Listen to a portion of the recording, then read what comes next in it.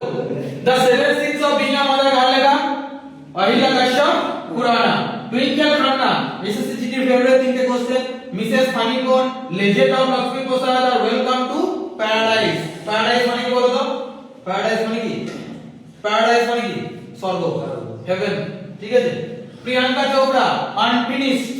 ঠিক আছে। Sonali Mitra the modern টুকুল। Gauri Khan my life in design. গোলকি Koechlin the elephant in the womb. ঠিক আছে।